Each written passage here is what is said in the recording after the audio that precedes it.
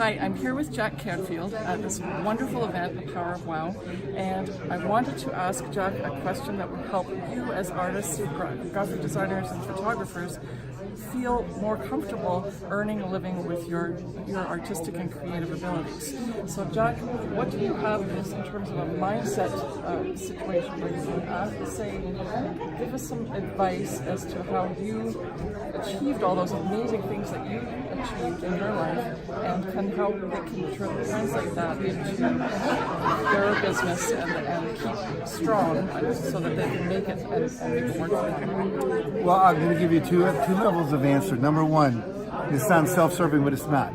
I want you to get a copy of my book, The Success Principles, How to Get From Where You Are to Where You Want to Be, because there's a system of success that I teach in there, which takes much longer than the time we have for now. But everyone who's ever read that book has doubled their income, doubled their time off, whatever. So just trust me on that one. Just in terms of the mindset stuff, I have 3 children that are artists. I have one is a drummer, one is a hip hop artist and a recording studio, one who's an actual artist, and then I have my other son who does an MBA, and he's the business guy. But the point is this, that this concept that you all heard is the starving artist. It's like, it's the Van Gogh mythology, that you're never going to make money from your art, and that you have to be true to your art, and you can't sell out and all that kind of stuff.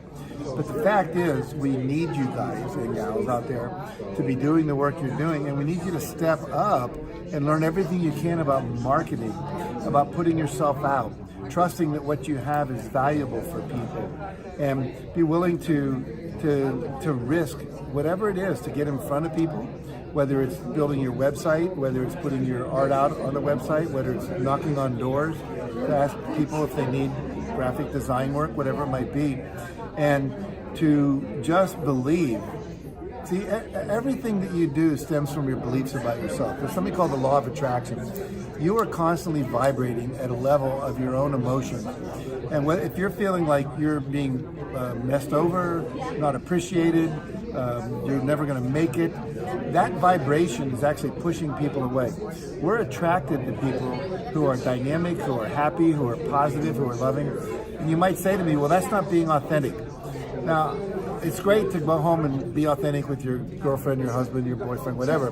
But when you're out in the world, you have to exude confidence, and you have to be moving more and more into that constantly, so that the vibration you're sending out is actually attracting business and people to you. I can't tell you how many people I've worked with where once they've decided that they're going to be successful and they have an affirmation like, I'm so happy and grateful that I'm now selling all my art at the gallery, or I'm so happy and grateful that I'm making a decent living, and you can put in the number of dollars you want to be making through my art, through my profession. And then you close your eyes and you visualize that as if you already have it. It's already happening. You're seeing through your eyes out into the world. What would you be seeing if you'd already achieved this goal? When you're doing that, you are creating a vibration of you being successful, and you will attract to you the people that can make you successful. You'll get opportunities. You'll see people. You'll be at Starbucks and you'll start talking to somebody, and all of a sudden, this is a person who could use your services. And the other thing is, never be afraid, everywhere you are, to be talking about what you do. Patty Aubrey, who is now the president of my company, started out with me as my secretary, and when we came out with Chicken Soup for the Soul books, we would go to swap meets. We would go to these places where people are selling jewelry on the weekends. We would go anywhere we could, selling books out of our car. We would go to nail salons and hair salons and talk to the people in there and saying, when people are getting their hair done, they could be reading a book. You could sell this book for $12, buy it for $6, you'll make an extra $6. Well, if someone is only making $15 an hour from the salon, that's a nice little bit of extra change. But we went from salon to salon to salon to salon. So all I'm saying is that you have to do the work of promoting yourself and be excited. You always want to have a little portfolio with you, either under your arm, in your computer, somewhere you can show people, no matter what it is, where you are. Have a business card, tell people what you do, ask them if they need anything. I'll tell you a quick story. I was just reading this the other day. Dr. Seuss, who was an artist and also wrote, and he was actually started, he was more interested in his art than he actually was. And now if you go to any of these galleries or just these Dr. Seuss things, they sell for huge amounts of money. Yes. And he had gotten his 17th, I think it was, rejection for his book, to think it happened on Mulberry Street, I think was the title. He's walking home to throw it into the garbage and say, this is never going to work. He said he was going to burn it.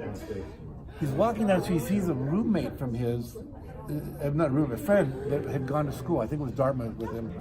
And they stopped. He said, hi. He said, what are you doing? He says, well, I'm going home to burn this. He said, well, what is that? Oh, no. He says, well, this is this children's book I wrote, and I must have been deluding myself thinking it would ever sell.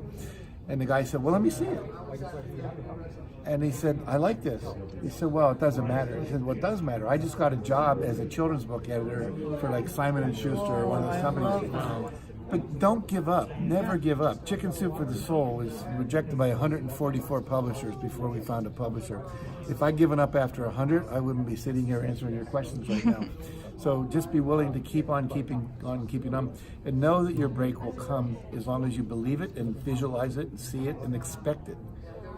And that is the one reason why I just admire you so much, because you have shown me that through The Secret and through all your other work, that this is what I have to do as well, and that's what I teach my students, and it's wonderful that you're able to give me the time to ask you that question and allow us to express that to the world. And it's wonderful. Thank you so much.